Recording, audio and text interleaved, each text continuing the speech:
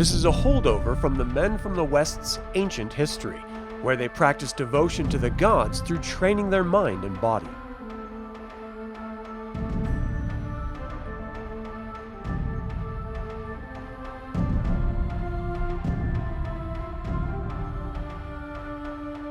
Welcome to this continuation of my DireLands system-agnostic dark fantasy campaign setting. My name is Adam, and in this episode, I'll be discussing the organization known as the Order of the Eyes in DireLands. If you appreciate the development of this campaign setting, or the features of other games on this channel, I'd like to invite you to consider becoming a patron on Patreon. You can even purchase tabletop role-playing games or get $10 by signing up to StartPlaying.games using my affiliate links in the description below. Xion Zixin is believed to be the founder of the Order of the Eyes hundreds of years before the men from the West ever stepped foot on the continent of Far Est.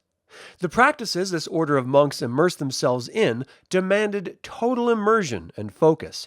They still practice to this day, though they have withdrawn from most of the nation of Bressus.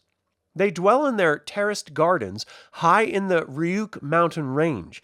It's believed that they are perched miles above the Dureris Lake, overlooking the ruins located there. The Order of the Eyes derived its name from the practice of harnessing the power of their minds and filtering it through their third eye, believed to be located in the center of their forehead. This order does not bother themselves with the state of the world around them, and they hold no allegiance to any nation, though they do consider themselves part of the nation of Bressus.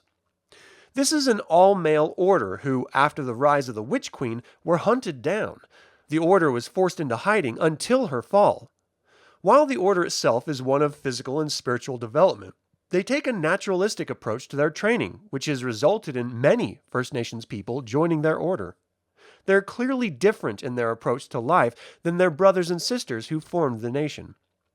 The practice of harnessing the power of the mind is exemplified in their rigorous training, which consists of prolonged exposure to environmental extremes, physical pain, and psychic development. While it is not common knowledge, the Order of the Eyes believes that they are able to open the third eye of their adherents through this system of training, which will not only make them able to communicate with each other silently, but even read the surface thoughts of those around them and manipulate the world around them on a molecular level. The psionic practice takes a lifetime of devotion, which is why you never see a member of the Order of the Eyes in youth or midlife years practicing these techniques. Though it is possible, however uncommon, for the elderly members of the order to exhibit these traits, as when they have mastered their techniques, they're sent out into the world. This sojourn into the world may take the remainder of the adherents' years of life, as they are meant to fundamentally improve the lives of those oppressed and those who have fallen into imbalance with the harmony of the natural world around them.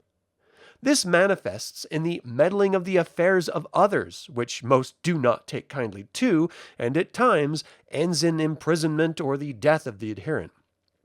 They will resist if possible, naturally, but their goals are restoring balance and harmony in a world which is fundamentally out of balance. This places them in a state of natural opposition to most of the world. While the powers manifested by the Order of the Eyes seem to be magical in nature from the outside, it is actually an inner power that all mortals possess, though few ever have the self-discipline to realize. Hence the lifetime of training required. Their monastery is in harmony with the natural world and thus either resides within the wildlands or even opens a gateway to the wildlands. It is believed there is only one place of worship. However, another is rumored to have been built in the southern Waitahia Desert Peninsula of Kalia. Here the desert heat has refined their practice from tending their terraced gardens to building vast caverns under the desert sands, which filter the sunlight into underground gardens, leveraging the natural aquifers for their life-sustaining water. Not all organizations in DireLands are those of cosmic, divine, or national consequence, and many of the people of Far Est live their entire lives without care or concern for the wider conflicts that grip the attention of the world.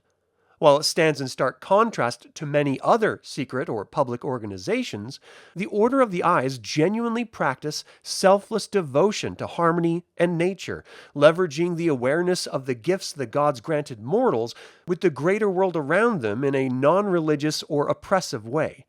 Yes, It can be seen as intrusive, but they have also helped countless communities and individuals find a semblance of peace and balance in a world torn asunder by natural disaster, cosmic conflicts, and the machinations of others.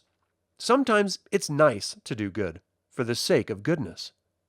Will the Order of the Eyes be able to remain independent in the world after the fall of the Witch Queen and the rise of the corrupt nation of Bressus?